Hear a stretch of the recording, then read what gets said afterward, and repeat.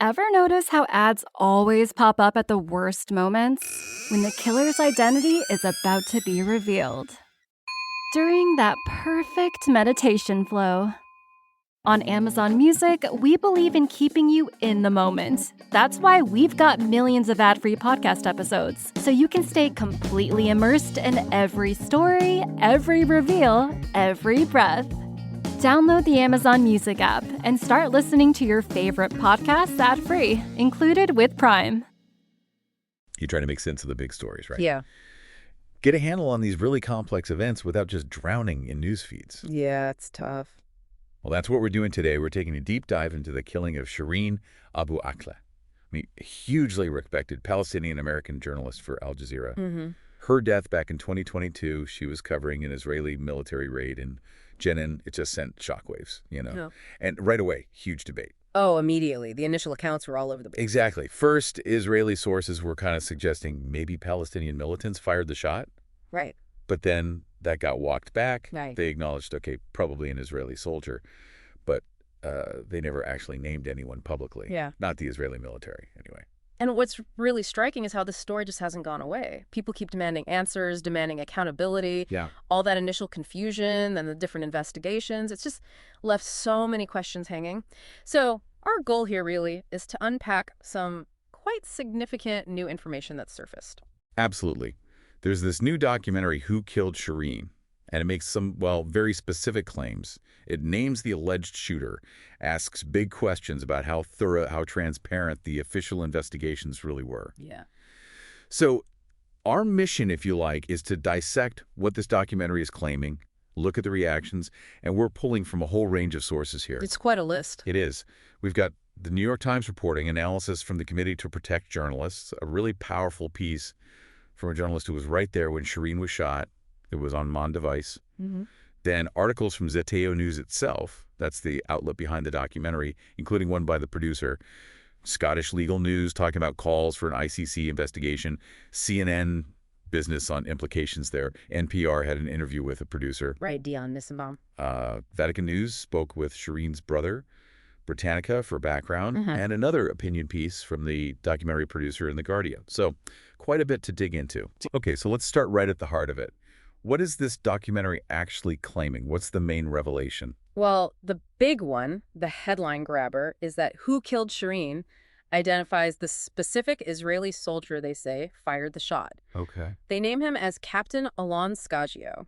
He was reportedly just 20 years old at the time, a marksman in an elite Israeli commando unit called Duvdevan. Duvdevan, right. And the source for this identification, according to the film, is another soldier who was in Captain Skagio's own squad. Wow. Okay. From within the unit itself. Exactly. And to add another layer, the New York Times reported that they spoke to two anonymous Israeli military officials who independently confirmed the documentary's conclusion about who it was. So confirmation from military sources, albeit anonymous ones. Right. And Duvdevan, just for context, is a special forces unit. They're known for operating inside the West Bank. Naming someone specifically after all this time, that feels like a major step. And the documentary also brings up the U.S. government's role, right? Yeah. Their initial assessment. Yes, that's another crucial part. The documentary alleges that an initial U.S. review actually concluded Shireen Abu Akleh's killing was intentional. Intentional? On what grounds? So the film argues it was because she was so clearly marked as press. You know, the blue vest press written large on it, identifiable. Right. And the documentary claims that this initial finding, this assessment of intentionality, was then, softened by the Biden administration later on. Softened? How so? And why would they allegedly do that? The suggestion in the documentary is that the administration basically revised that initial finding, that it was intentional to something less definitive, and the reported reason to avoid, upsetting Israel or straining that relationship. Okay. And there's more. The film brings up something pretty disturbing that happened after the shooting. Oh. It alleges that soldiers in Captain Skagio's unit actually used a photo of Shireen Abu Akleh for target practice. This was apparently after Skagio had been transferred out. Target practice, using her photo. Yes. It was described reportedly as revenge because they felt his reputation had been damaged by the incident. And this detail supposedly came from a friend of Skagio's who was still in the unit. That's Deeply unsettling. Okay, turning to the official side, what has the Israeli military actually said about these very specific claims in the documentary? Well, the New York Times asked them directly about the documentary's findings. The IDF's response was that they have made, and I quote, no definitive determination regarding the identity of the individual responsible for the shooting. No definitive determination. Right. They also passed on a request from the Scagio family asking journalists not to publish his name, which, is consistent with their stance all along. They haven't named anyone in their official statements before this either. I remember that initial period of uncertainty. But didn't the Israeli military eventually put out their own investigation findings? Yes, they did. About 4 months after she was killed, the IDF released its conclusions. They said it was highly likely she was killed by Israeli fire. Highly likely. Okay. But, and this is key, they put it down to misidentification. They claimed the soldier mistook her for a militant. Despite the press vest. Despite the press vest. And importantly, no criminal charges were filed against anyone in the military because of this investigation. They also claimed, at the time, that there were no Palestinian militants within about 100 meters of her when she was shot. Okay. And Captain Scagio, the man named in the documentary, where did he fit into that initial IDF investigation? So, after their investigation concluded, the Israeli military reportedly transferred Captain Scagio. He went to another elite sniper team, but in a different unit. A transfer, not disciplinary action. Correct. And this transfer, as the documentary suggests, was apparently viewed negatively by some in his original unit, which allegedly led to that whole target practice incident we mentioned. Right. Now, fast forward to the documentary coming out and naming Scagio. The IDF statement seems to shift slightly again. They reiterate, there is no definitive determination regarding the identity of the individual responsible. Which sounds like they're even backing away from their own highly likely conclusion from before. It does seem like a step back, yes. Less definitive than even their own previous findings, which already concluded it was likely IDF fire, just accidental. So yeah, a narrative that keeps evolving, to put it mildly. What about the U.S. government?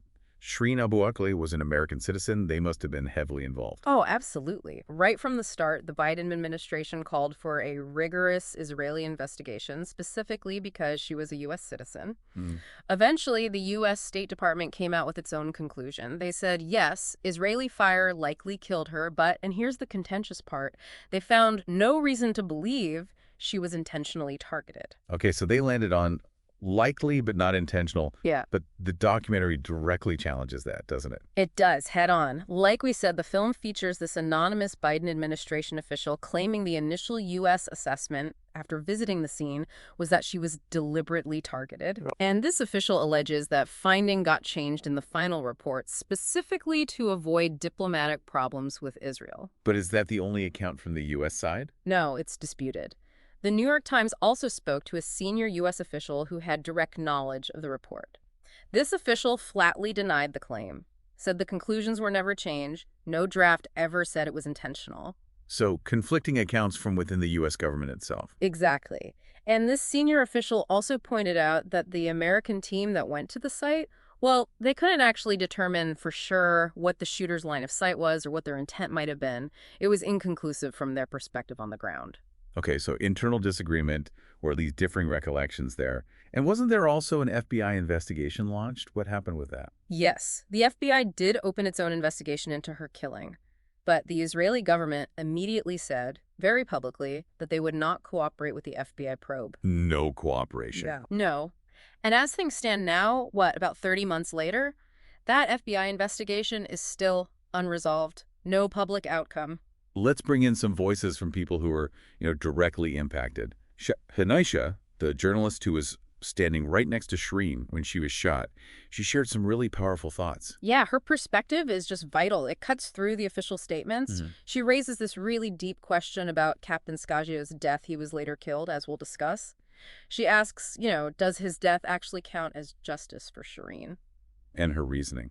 Her point is that he was never held accountable while he was alive. His transfer, she suggests, could even be seen as a way to shield him from proper questioning or consequences. So his death later in the conflict feels more like just another casualty of the ongoing violence, not a specific reckoning for Shireen's killing. That's a really crucial distinction she's making between, consequence and actual justice. Precisely. And Hanisha also points to the wider picture for journalists there. Well, she highlights the ongoing risks for Palestinian journalists in the West Bank. She mentions two other journalists who were there that day, with Shireen Ali al-Samudi, who was also wounded, Right, he was injured. and Mujahid al-Saadi. Both of them were later placed in administrative detention by Israel. That's imprisonment without charge or trial. So it underlines this pattern, this environment of risk that goes way beyond just Shireen's tragic case. And Shireen's brother, Anton, what's been his take on the documentary and the whole situation? Jenin Abu Akleh basically repeats the family's complete lack of faith in any Israeli investigation. He says flat out they don't trust them. He says their hope for any kind of real accountability now lies with that U.S. Department of Justice, the FBI investigation, even though it's taken so long and produced nothing public yet. And did he comment on specific claims in the documentary? Yes, he specifically mentioned that claim about soldiers using Shireen's photo for target practice. He highlighted that as just showing profound disrespect, a complete lack of remorse, as he sees it, from those involved. Understandable. This whole case must have really resonated with journalist groups and press freedom advocates. What's the view from, say, the Committee to Protect Journalists? Yeah, the CPJ has really emphasized how this fits into a long-term pattern. A failure, basically, to get accountability when journalists are killed by the Israeli military. A pattern. They point out that over the last 20-odd years, at least 20 journalists have been killed by the IDF. And this case, where the documentary actually names a potential suspect, is, well, it's the first time that's happened in any of those cases involving the IDF killing a journalist. The first time a name has been put forward publicly like this. Right. Even though it's not an official identification from Israel, it's still significant in that context. So potentially a shift maybe in just getting information out there. Yeah.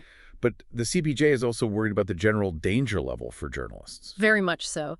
They argue that Shireen's killing has definitely contributed to this perception that Israel and the occupied Palestinian territories are just getting more and more dangerous for the press. In fact, CPJ now ranks Israel among the most dangerous places globally for journalists.